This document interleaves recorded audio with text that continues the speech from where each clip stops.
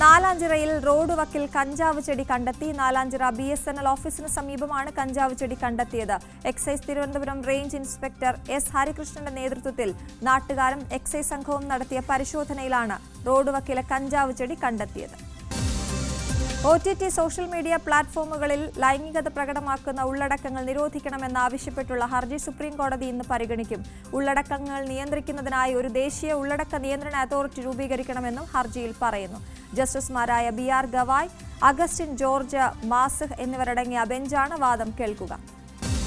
ആൾമാറാട്ടത്തിലൂടെ സിനിമയുടെ കളക്ഷൻ തുക തട്ടിയെടുത്ത വിതരണക്കാരനെതിരെ കേസെടുത്ത് പോലീസ്. കൊല്ലം അഞ്ചൽ സ്വദേശി ഷമീമിനെതിരെയാണ് തട്ടിപ്പിന് തിരുവനന്തപുരം കന്റോൺമെന്റ് പോലീസ് കേസെടുത്തത്. കോട്ടയം ചങ്ങനാശ്ശേരി തൃക്കൊടിത്താനത്ത് യുവതിയെ വീടിനുള്ളിൽ മരിച്ച നിലയിൽ കണ്ടെത്തി. മോസ്കോ അഴകാത്തുപടി കണ്ണമ്പള്ളി വീട്ടിൽ മല്ലികയാണ് മരിച്ചത്. ഭർത്താവ് അനീഷിനെ പോലീസ് കസ്റ്റഡിയിലെടുത്തു. ഭർത്താവ് സ്ഥിരമായി വീട്ടിൽ മദ്യപിച്ചെത്തി ബഹളമുണ്ടാക്കിയിരുന്നതായി മല്ലിക പോലീസിൽ പരാതി നൽകിയിരുന്നു. കോഴിക്കോട് സംഘം ചേർന്ന് യുവാവിനെ കൊലപ്പെടുത്തിയ കേസിൽ 8 പേർക്കായി അന്വേഷണം ഊർജിതം. കേസിൽ 10 പേരെ ഇന്നലെ കസ്റ്റഡിയിലെടുത്തിരുന്നു.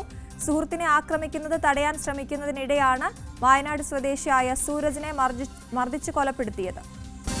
കോഴിക്കോട് കല്ലാച്ചിയിൽ യുവാവിന് വെട്ടേറ്റു. കല്ലാച്ചി സ്വദേശി കണിയാങ്കണ്ടിയിൽ രജീഷിനാണ് ഇന്നലെ രാത്രി വെട്ടേറ്റത്. തലയ്ക്ക് ഗുരുതരമായി പരിക്കേറ്റ രജീഷിനെ കണ്ണൂരിൽ സ്വകാര്യ ആശുപത്രിയിൽ പ്രവേശിപ്പിച്ചു. അക്രമം നടത്തിയ 17-കാരനെ പോലീസ് കസ്റ്റഡിയിലെടുത്തു. വീട്ടിൽ അക്രമ സ്വഭാവം കാണിച്ച 17-കാരനെ നിയന്ത്രിക്കാനെത്തിയതായിരുന്നു രജീഷ്. ഇതിനിടെ കയ്യിൽ കരുതിയ വാക്കത്തി ഉപയോഗിച്ച് 17-കാരൻ രജീഷിനെ ആക്രമിക്കുകയായിരുന്നു. കോഴിക്കോട് കൊടുവള്ളിയിൽ വിവാഹ സംഘത്തെ ആക്രമിച്ച സംഘം കൊട്ടേഷനായി പോവുകയായിരുന്നുവെന്ന് പോലീസ്. ഒരു വാഹനത്തെ പിന്തുടർന്ന് പോകുന്നതിനിടെയാണ് വിവാഹ സംഘത്തിന്റെ വാഹനം മൂലം ഗതാഗത കുരുക്കിൽപ്പെട്ടത്.